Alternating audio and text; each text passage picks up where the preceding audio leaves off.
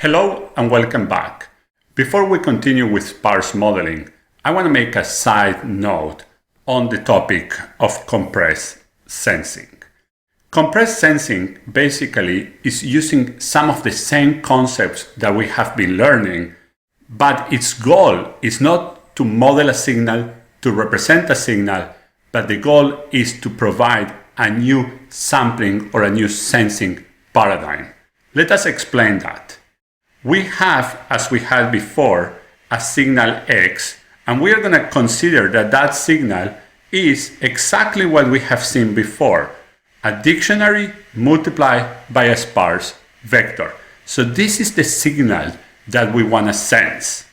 In compressed sensing, we multiply that by a matrix that reduces the number of rows. So we had a signal which was n-dimensional, and we are going to represent it as dictionary times a sparse vector, but we are not going to sense endpoints.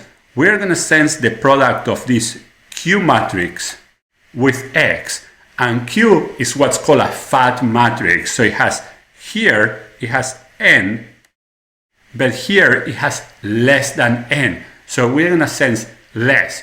That's why it's called compressed sensing. Now, let us write that down in formulas. We have d alpha equal x. That's what we have here.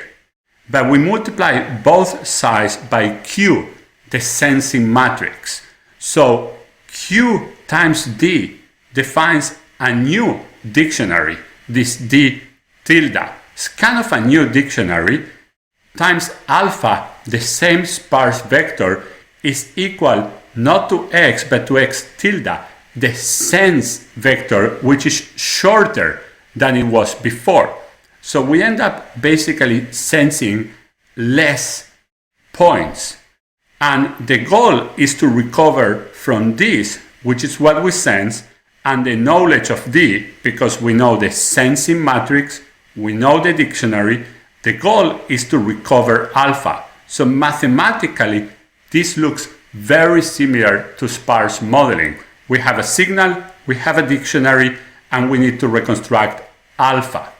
Now, what compressed sensing does, it deals with this fundamental problem, and basically the idea is to provide conditions for the recovery to be possible. The conditions have to be on Q, the sensing matrix, they have to be on D, the dictionary that we use for the sparse representation, and also on the level of sparsity of alpha. So compressed sensing provides a lot of very nice mathematical theory and conditions under which we can do the recovery. If we can recover alpha from the sense x tilde, then we will be able to recover the original signal x by doing d alpha. And once again, the same way that we have a lot of interesting math in sparse modeling, there's a lot of related math in compressed sensing that provides conditions for this to be possible. But it's very important to make a clear distinction. What we have been discussing about sparse modeling is a model of signals. Compressed sensing is about designing new sensing protocols. Now, for what type of signals we design new sensing protocols, most of compressed sensing has been dealing with the design of new sensing protocols for sparse signals, meaning signals that can be represented with a dictionary in a sparse fashion. So those use the same type of tools, but they're very different goals. And basically what compressed sensing is trying to do is trying to extend Nyquist, which is the classical sampling or sensing theory for band-limited signals.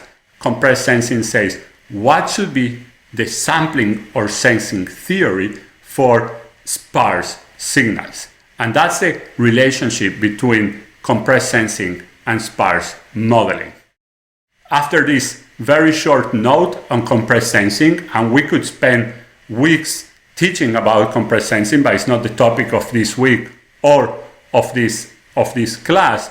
But after this short note, we're gonna come back in the next video with one more concept in the area of sparse modeling. See you then. Thank you very much.